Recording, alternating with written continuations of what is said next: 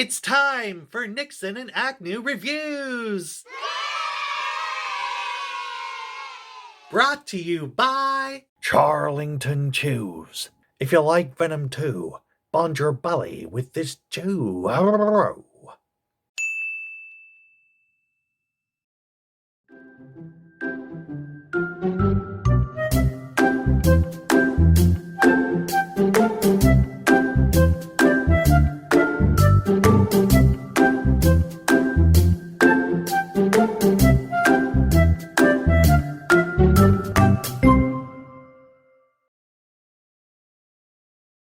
Godspeed, Patriots. It's 37th President of the United States, Richard Nixon here. Beside my best buddy and most loyal VP, the headless body of Agnew. You say hello, Agnew. Arr! Yeah, enough with the pleasantries, damn it. My belly's hungry for popcorn, and I don't care who knows it. In the words of Tiger Woods, whenever he sees any kind of open hole, let's get straight into this. So, what are we watching today, Agnew? Venom 2, Let There Be Carnage, eh? Oh God, not another chick flick. No! Oh, a superhero movie, tangentially connected to Marvel's Cinematic Universe. What does that mean? What, it's like one of the Z-list characters that Marvel palmed off to Sony because they were embarrassed of them until they started making serious coin at the box office, and now suddenly they want to bring them back into the billion-dollar money-making machine? That sounds good, let's give it a shot. So what's this African-American fella's origin story then? Arr! Wait, black goo gives him superpowers? I thought black goo was an alt-right conspiracy theory, whereby those tinfoil crackpots believe the government has been releasing artificially sentient nanofibers into the water supply to take over your brain and do the CIA's bidding.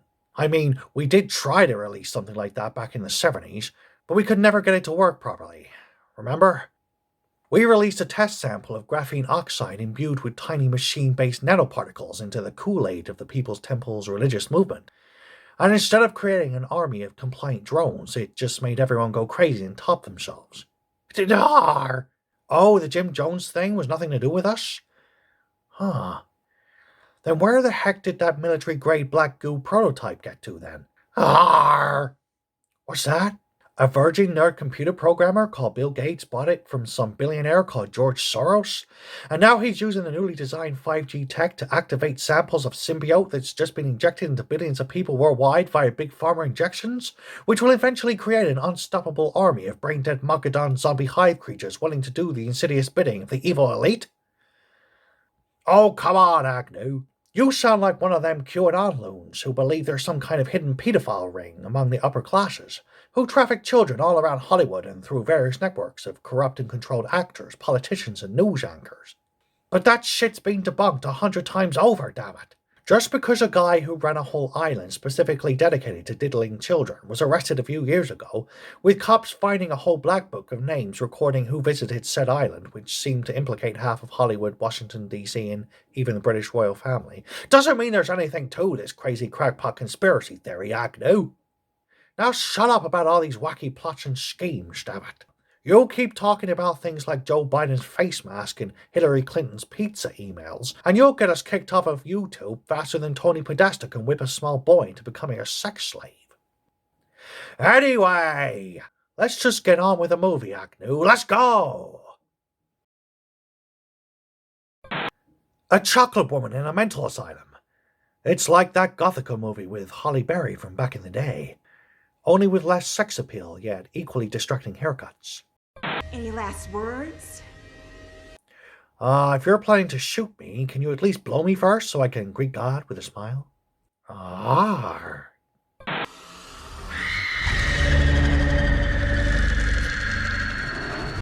She has the power of super screams. Just like Mama Nixon, all those times I forgot to take the bins out before school on a Monday morning. A giant floating head. I haven't seen teeth that gnarly since I went down on AOC. Aroo.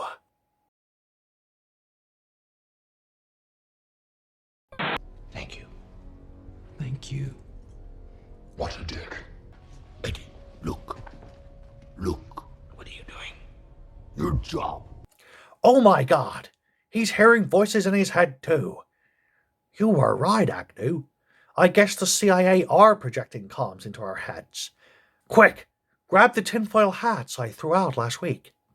You know, the ones you made when the voices were telling you to make homemade brownies, dress up as a Girl Scout, and then go door to door stuffing said brownies down the throat of high-value targets. Quick, protect your brain! And remember, you don't have a head, so you're going to have to sit on yours. Scribbling notes at super speed. Well, if he can't get back to his journalist job, at least he'll have a career as a courtroom transcriber. Or an SNL sketch writer who knocks out 6 scenes of humorless crap in an hour. I'm starving! So eat those guys! I can't. I need brains. Chickens have brains. I most passionately disagree. If he wants to find a chicken with a brain, I hear Ted Cruz is available. Can't guarantee it works, though.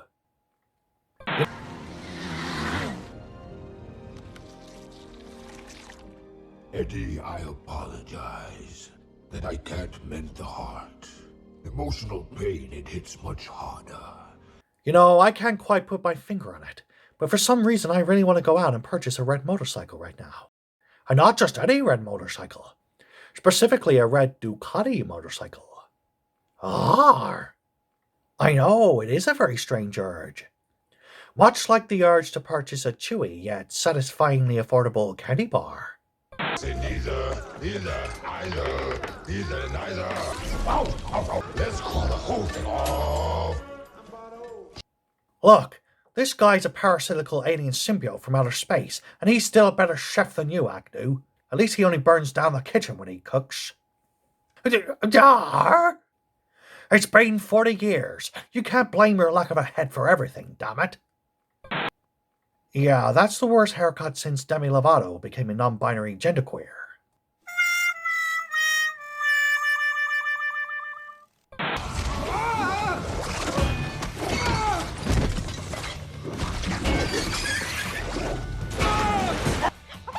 Sonny? Oh my god! This Venom fella's beating up his own meat suit whilst Eddie's about to choke his chicken. This scene has too many jerking off metaphors, and I think these guys should get a room already. Arr. Ooh. No. I wish I never met you! Sayonara! He's flushed out his parasite, Agnew. You know, I thought I saw a box of ivermectin on his table earlier. It's Crimson Venom. Oh my god, this guy's red, which must mean he's the evil communist doppelganger of the main character.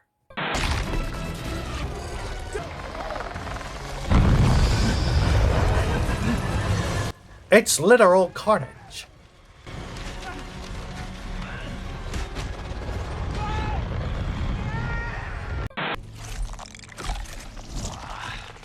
San Quentin, may you rot and burn in hell. May your walls fall down, and may I live to tell. Is he not surprised he just got totally taken over by an alien symbiote parasite thing and straight up ate a bunch of dudes? He's remarkably calm for a guy that's just simultaneously discovered humanity's not alone in the universe, and he now shares his body with a homicidal ET parasite. Arr. Oh my god! This Venom fella's turned into a raging homo. See, Agnew, this is exactly what happens when you let your alien symbiotic parasite go on his first unaccompanied vacation to NYC. It's like what happens to the Amish during Rumspringer. They leave the community full of moral Christian value, and then they come back filled to the brim with a guy called Christian's Creamy Coral. Poor naive fools. Got any of those internets?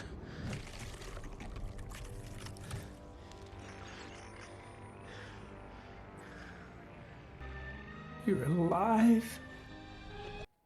Wait, he can connect to anything on the internet and the first thing he looks up isn't midget porn? This guy needs to learn how to internet properly. Arrow. Got to have it.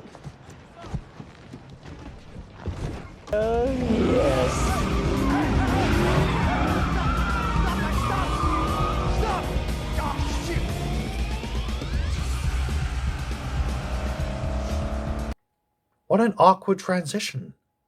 So let's get this straight. It's nighttime when Cletus steals the car. Then they cut to an establishing shot of the bridge, and it's clearly dusk as the sun is setting. And then we cut down to him driving on the bridge, and it's suddenly pitch black night again. What the fuck, movie makers? This shows the exact amount of interest the editors have in this movie as the audience does right now. As in deadly squat, damn it. That is so hot.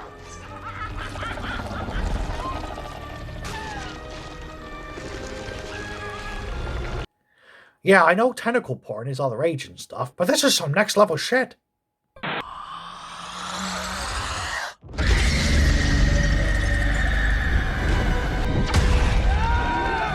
Stop!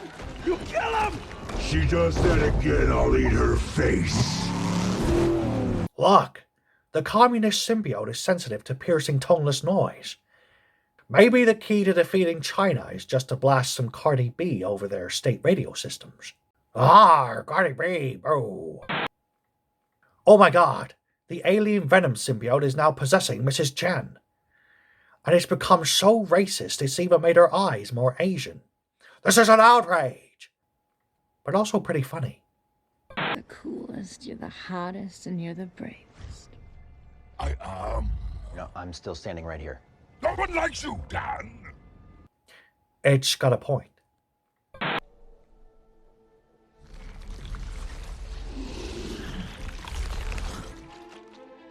A female Venom. Now she's the one shooting the goo. Oh, how the tables turn, Agnew. It's Reece Shearsmith. You know, the beloved British actor guy from the BBC's Inside Number 9 show and cult 90s hit League of Gentlemen. Yes, it was extraordinary. But I think you're mixing it up with the Sean Connery movie from 2003. Guanabay, Roddy Skinner.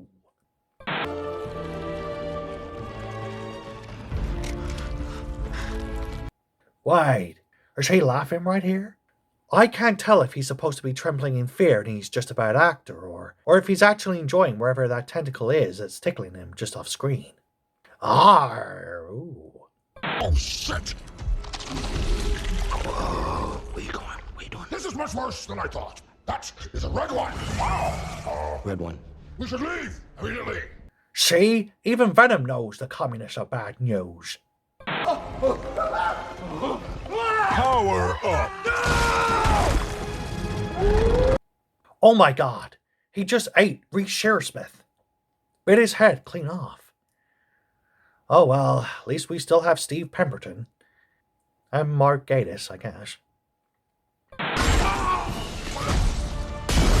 Let there be carnage. There it is, he said it. He spoke the title of the movie.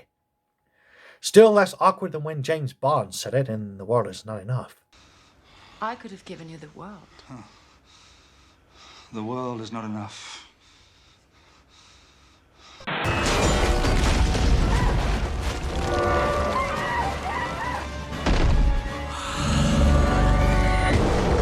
Stomped by the Bell.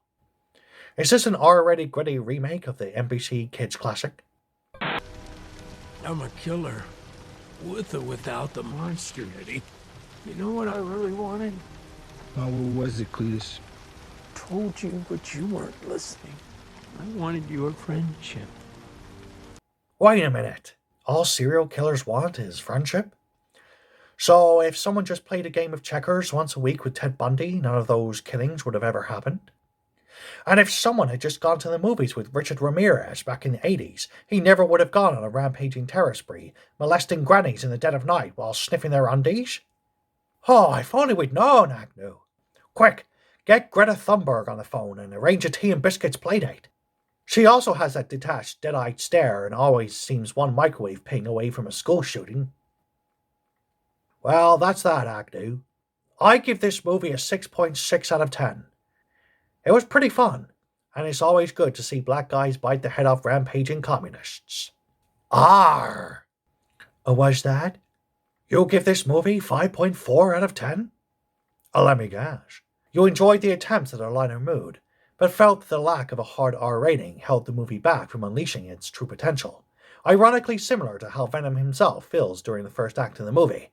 And you also felt that many of the characters were extraneous and so underwritten they may as well not have been in the movie at all. No. Oh, you were just disappointed that Michelle Williams didn't get her boobies out like she does in almost every other movie she's in. Well, that makes sense. Maybe this movie was made by a woman who wanted to ensure her female characters were not objectified by the male gaze of the traditional comic book audience.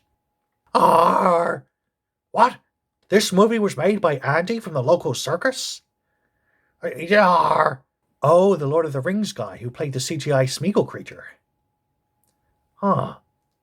I don't remember that character, Agnew. Why, this movie was directed by Gollum?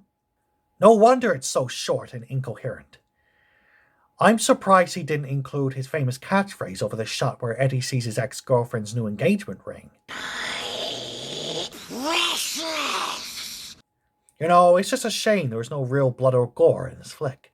This movie fails because it's so cocked by its PG-13 rating. It's clearly being chopped to bits by its two editors, presumably to cut around the yucky gloopy parts. Which really sucks. I can't believe people get their heads bitten off in this movie and nothing comes out. I've seen more blood spurting from a gaping hole during that period I run out of Preparation H during the whole Watergate thing. Well, I don't know if we're any closer to finding out if that whole black goo conspiracy is legit or not. All I know is that if I see a puddle of black slime on the floor, I'm going to keep my distance, Agnew. I don't want to become some sort of alien freak wrapped in a fake skin suit. Draco reptilian what now?